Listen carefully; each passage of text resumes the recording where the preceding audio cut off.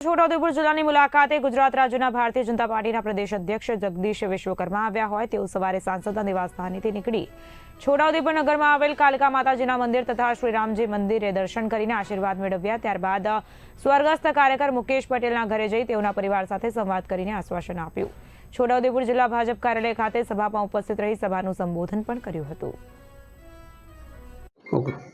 આજે છોટાઉદેપુર જિલ્લાની અંદર गुजरात प्रदेश भारतीय जनता पार्टी सन्मानित अध्यक्ष मान्य जगदीशभाई विश्वकर्मा साहेब छोटाउदेपुरना प्रवासे हता। गई काले सांजे एक कुदरती आफत वावाझोड़ू होवा छतां आज सवारनी अंदर एमने अहींया कार्यकर्ताओं साथे मळवानुं थयुं। संघ कार्यालयनी पण मुलाकात करी।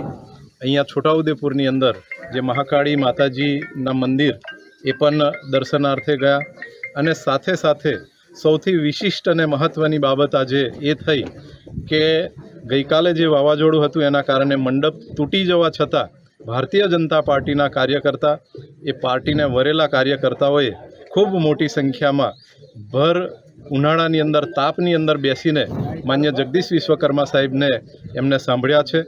અને આગામી જે તાલુકા જિલ્લા પંચાયતના જે ઇલેક્શન આવે છે એમાં સૌ કટિબદ્ધ થઈ અને ખૂબ જંગી બહુમતીથી આ છોટાઉદેપુર જિલ્લાની અંદર આવતી તમામે તમામ 32 જિલ્લા પંચાયત અને તમામે તમામ તાલુકા પંચાયત જીતવાનો આજે સંકલ્પ કર્યો છે।